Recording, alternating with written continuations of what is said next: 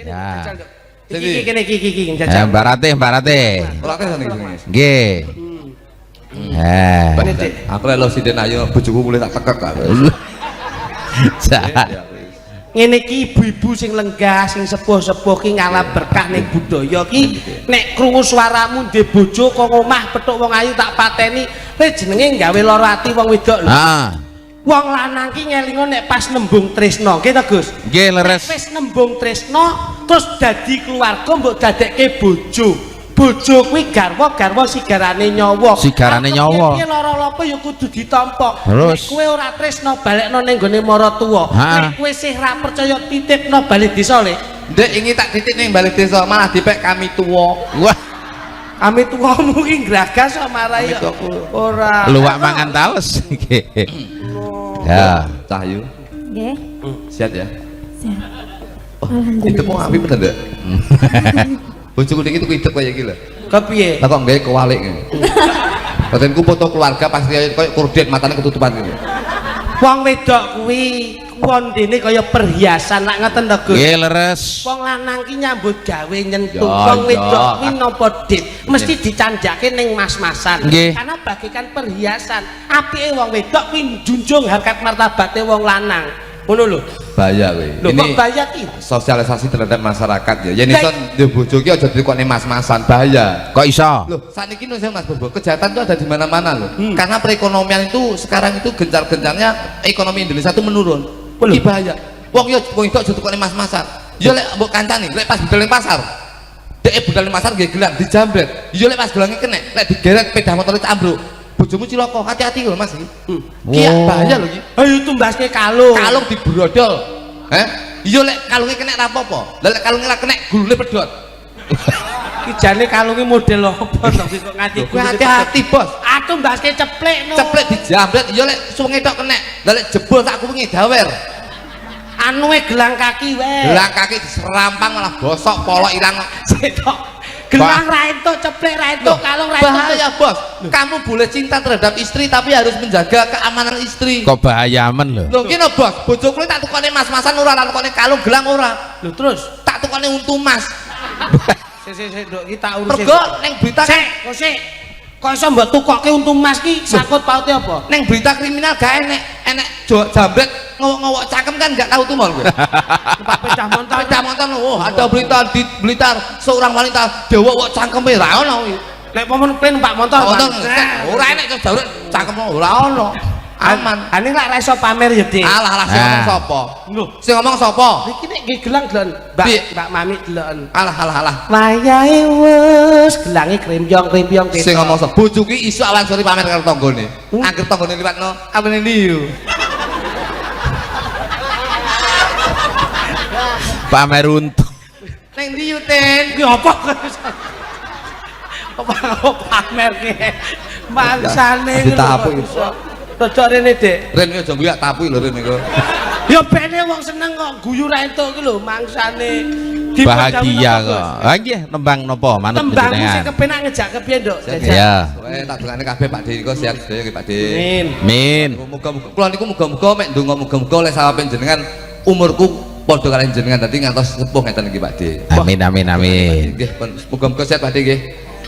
Bude, jangan sing linggo niku malah kaya foto KTP jajan-jajan. Lah ngene iki jenenge dinikmati bareng-bareng. Iya. Omong to, Nduk, kowe kok enggak terlalu banyak bicara kenapa sih? Malu. Malu. Iki sing darani malu ini tipe wanita jinak-jinak merpati. Nggih. Dicedeki ngadoh enek nggon peteng dekem dadi yang Dekem telek nyiprat ning mripatmu iki kok. Ayo mboten nyat niku sik anu Mas, sik SMP. Lah SMP lagi. SMP niki. Sampai Nggih. tenan. Nggih. Tenane. Ora jujur bares wae.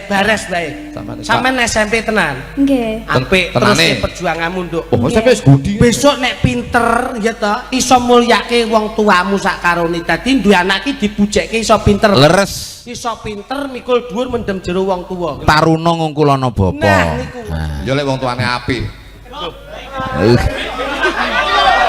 Oh, lah iki. Iki ya bledru. Loh, boten kula niku kata-kata itu kadang-kadang tuh saya bisa mencerna ngono niku.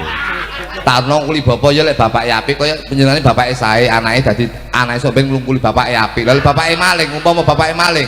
Piye? Tarno ngungkuli bapa. Sobeng anake apa ya arepe ngungkuli bapake dadi maling kondang. Ora mungkin. Ya lek wedok. Lah iya. Ibu open BO. Wah, Wah, lah kok kono barang kuwi. Lho iya no. Kita harus bisa mencerna kata-kata, Bos. Anu Nggih. COD-nan ngono kan. Iya no. Nduk, tarung kuli bapak. Nduk, ibu ki iso ngladeni sedina ping 5. Sobeng ngladeni ping 7 bosok kowe. Rumah samu. Bahaya.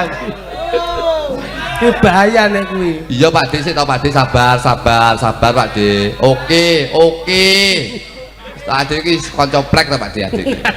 Ya biasane lak yo ngono kuwi. Apa mau tembang apa jajal? ya Mbak Ratih napa? Tinggal Katresna. Aja. Apa Pak Dik? Ninggal katresnan apa Sing komplain? bengkok nika pengen apa lagu Pak Dik? Tahu Pak Dik? Sing bengkok pengen lagu napa jenengan? Kembang rawe. Ya lagu Pak Dik kayak. Kembang rawi iso, Nduk. Saged. Nggih. Kembang rawe ra iso? Anu, ya wis apa wis. Gekno kembang anu tembang katresnan jajal. Nggih Kembang ninggal katresnan. Katresnan. Nah, ngono. Ya. Ninggal katresnan mergo duwe kembang rawe kuwi mau. Ya. Ngono, Melocot. telen gede ngono. Ya, Jajal enggak. bawa. Ore. Siap. Ya, Mas. Maka Oke Pak Dim to. Diladeni kabeh kok kono kembang rawe kena janjine kabeh. aman. Kok nek ora cukup ben nyetel YouTube dhewe. Oh. Jahat. Ya. Ayo Teh. Coba ki ngagem Ya, gamelan mangga. kok. Lho sembah. Lah pripun? Lho, lah sakarmu lha apa diringi tahlilan? Wah. Aku sosio jengkel teng rasane sindenmu. Ayo gamelan sik. Ayo. Sik. Pripun? Iki sapa ki sing arep madang iki? Lah iki diler ning kene iki terus urusane piye iki? Oh, kuwi sore mau kok, Mas. Sore alah. mau. Anu, golekno mangkok no, go mulih apa piye ngono? Oh. Jahat. Ya. Maka Napa niki, Bos? ninggal katresnan. Nah. Ya, Mas. Loh, Gus. Mik, Bos, mikir kendang, Bos. Ayo, mie kendang mati, Mas. Estimibir. Makasih ya, Nduk. Wah, Jan. Iki mbiyen cilikane jan kula ngerti banget kok, Mas. Wah, nggih to? Nggih, kula niku kalih keng ramane niku Mas Haryo Prayitno. wah, pentangan budi saestu, Mas. Wah. Kula niku tahun 2008 2009-an lah. Nggih. Nggih, zaman beliaunya itu masih lenggah. Nggih. Dalang tenggene Pasiban kula dijak. Nggih. Mas Prayit. Oh, Mas Heri iki ya? Nah, Ah, nggih. Pak niku sangune 1.000 mbiyen kula niku. nggih, alhamdulillah. Zaman semonten kok. Mas Jo. Nggih, Jamu. Ngantek kelalen niku juga disiarkan live streaming Wih, melalui cocok. Nggih. Juve Multimedia Record, Juve Budaya kalian Dalang Purbo Sasongko. Nggih, siap. Nggih. Sembah nuwun mugi-mugi salam taklim wonten ing piyai-piyai ing mancanegara nggih, Mas. Leres nggih. siap. Kalau mau gi wonten ingkang sampun kentun salam saking Pak Agus pundi kalau mau. Puspa Asri Pelalangan. Menika Mas Nanda Dalang nom-noman bungkal ugi nyusul. Lho. Kuwatah sanget ingkang wah ngantos mboten saged maos tunggal mbaka tunggal. Nggih, mangke dipun- Wonten awala menika kula aturaken rumiyin. Nggih. Tertanda Mbah Lurah Koripan kali Mbah Lurah Mediwetan. Nah, ngersake gala-gala kali himing-himing. Wah, nggih. Mung diiming-imingi tok Koripan iki kapan le wayangan iki. Terus napa niku sik rencana Iki malah rencanane Bediwetan nika benjing bersih desa wayangan, Pak. Alhamdulillah. Oh, tahun kepengker sampun no. Lagi tahun benjing wayangan, Pak. Oh, ngaten Nggih, wayangan nggih. melih. Amin. Nggone panggah teng mriki, Terus layare nggih panggah niki ya. Oh. Wah. digelar meneh ya. Ya rekaman bengi style sampeyan niku. Wah, padha ae kuwi. Malah irit. Ya, lanjut satu lagi. Nggih. Monggo sing putih. Derek lho Bos, kula niku. Kula niku derek jenengan kok. Ayo. Jenenge sing putih. Mbak Vela berdiri, Mbak Vela. Itu bila wong akan golek momongan niki blonjo. Ayo Vela karo Hani. Ampun gelo mas sampean ampun kuciwa kula ana anyanan ditinggal lunga. Awan-awan lunga Blonjo ning pasar Pahing. Aprawan rondo kanggo kurapati penting.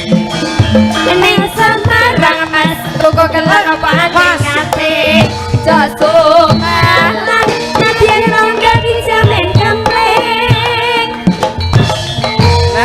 Rakyat tamung sak repe wis dilayani ngono. Lah nggih wis iso temonjo. Nggih, nggih, nggih. Sine nggo HP ngadeg iki di counter iki kata. Yo nggih no. Kuwi ora kok ndek counter, sesuk wayahe mbayar Bang Mekar kuwi lho Oh, tadi. malah Dijelaske ngono. Abang Versa. Pun Sapa niki asmamu sapa Dek jenenge Dek? Kula Vela. Bella. Sapa? Bela. Kula Hani. Ani ya. Nggih. Iki ana request lagu napa, Bos? Oh kata wau iming-iming wonten Barang wis. gala-gala wonten. sarine barang to. Nggih. Gala-gala karo iming-iming mbok dadeni siji nembangmu gaming lho piye? Gaming. Ya ora kena ya tetep satu. Ra iso kok ya. Coba jejeli. Nggih. Apa sing mbok aturke apa coba? Dele. Ayo. Sing budaya apa, Dok? Monggo lintune nggih saged Oh, riyen kayak dicaos anu riyen. Mas. Napa? Manut mawon lho. Wong loro ya lintang asmara ya, Nduk. Iya. Oke, nggih. Oh nggih, kalau wong nggih wonten ingkang ngersake lintang asmara, Nggih, Pak Agus nggih, wau, nggih. nggih. Dan lintang asmara rasanya ganti lintang kemukus bobong tadi. Oh, malah medeni. Ya. Ya, Mas. Kok kurung to lho. Nih, Napa jenengan openi kan lemu kowe iki yo Mas. mbok paido. Wong cilik ngene iki pengen yo gawan awake kok iso. Nggih. Urung rapi tapi ya. Dereng mindo tapi. Iki ketoke cilik yo ganas to iki. Lah niku Yo bocahe halus penak ngene. tumpakane apa jenenge bojone sing bonang niku kok. Lho niki Nggih. Lah layakno modele kaya tabuhe. Layak. Iso glicik dawa ngene. Jenengan yo iso-iso ya. Ora piye ra iso kok iso. Mangga. Coba deh. lintang asmara ya. Sak piro maskotmu sak piro Mas? Lah, bela. Ayo Mas Bambang. Aku wedi Pak. Lah raine kaya arep mangan lho. Ya, kowe raine Sik, barang. Pak. Lah wong untune kaya garu kae malian. Tak yo pas to. Bojo biadab. Anu pancen bocah sakembaran ki pancen ngepenakke saestu kok. Wah, saestu Iya, kok, iya. Matur nggih. nuwun ya Cah. Nggih. Ya, makasih. Ah, makasih. pinarak sik. Mas Jo. Nggih, dawuh. Menika wonten Cah loro di PKB, Pak. nggih. Aku ora dingenge iblas. Ah, wingku lintang asmara karo Budedar ki ya. Jahat. Nggih. Wingku lintang. Abang. Harus tengah. Nggih, nggih, dawuh Gus. Wonten request saking Pak Kardi Betul, TNI menika Mbah Ya, Pak Kiai Kardi. Mataram. Pak Kardi TNI. Oh, nggih nggih, Pak. Pak Tentara. Nggih nggih. Pak Kiai Mataram menika ngersake ilangi gelang kalung. Nah, Siap. terus Mbah Jae, Nggih, lho Mbah Mbah Jae, Jaino. Mbah Jaino. Sik tak deloki iki, Mang. WA nggih. Ngersake mendem wedokan kalih Oh, cocok. fragmen Suminten Edan. Wah, wis ora apa-apa ki. Ya pundi sing diaturke? Nggih, pun gampil Nah, iki. Iki Sumit- mumpung sindene jenengan sangune kok omah edan pun eten. Obate malah disiapke kok omah sik. nggih. Wah, tanjake fragmen riyen nggih. Derek. Nah, ya. Duduk duduk